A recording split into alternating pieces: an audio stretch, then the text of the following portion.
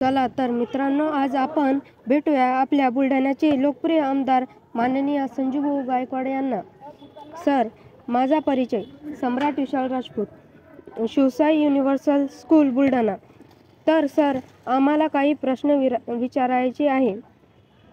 Sir, पहिला प्रश्न.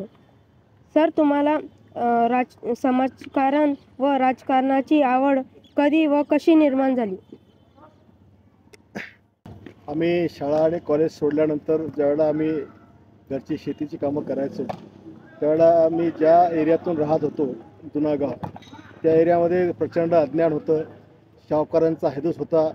सर्व समाज आपसामध्ये लढत होते. लोक अज्ञानी होते, कोणाला काही समजत नव्हतं.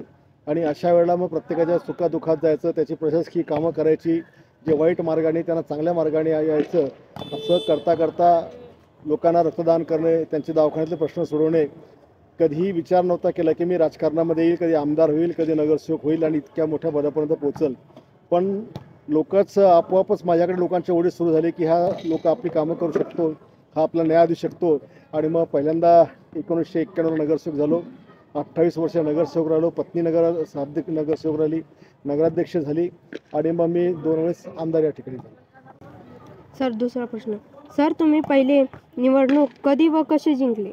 मी पहिली निवडणूक प्रभाग क्रमांक 35 मधून 1991 साली नगरपालिकेची पहिली निवडणूक लढून मी नगरसेवक झालो. सर, तुम्हाला धर्मवीर ही पदवी कशामुळे मिळाली?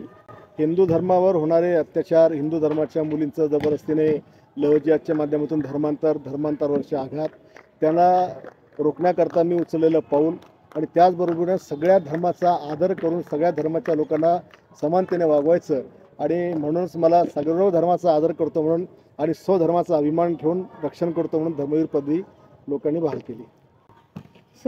सर, माझा प्रश्न आहे की आमचा आवडता नेता तुम्ही आहात, मग तुमचा आवडता नेता कोण? विश्ववंदनीय हिंदुहृदय सम्राट बाळासाहेब ठाकरे. सर, तुम्ही या वयात सुद्धा एवढे तंदुरुस्त कसे आहात आणि यासाठी तुम्ही काय व्यायाम करतात? तंदुरुस्त राहायचं कारण असं की मी 4 तासाच्या वर झोपत नाही.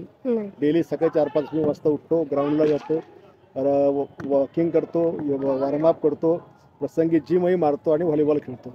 दुपारी सुद्धा गरज वेळ पडली त्यावेळेला मी क्रिकेटच्या टर्फमध्ये येतो आणि इकडे सुद्धा खेळतो. त्याच्यामुळे मी आज 60 वर्षामध्ये पण तंदुरुस्त आहे. सर, तुमचा आवडता खाद्यपदार्थ कोणता? माझा काहीच जेवणाचा चॉईस नाही. जे आलं ते खातो मी. सर, वेळात वेळ काढून आपण आमच्याशी हा संवाद साधला, याबद्दल मी व माझी शाळा आपला आभारी आहे. खूप खूप धन्यवाद सर.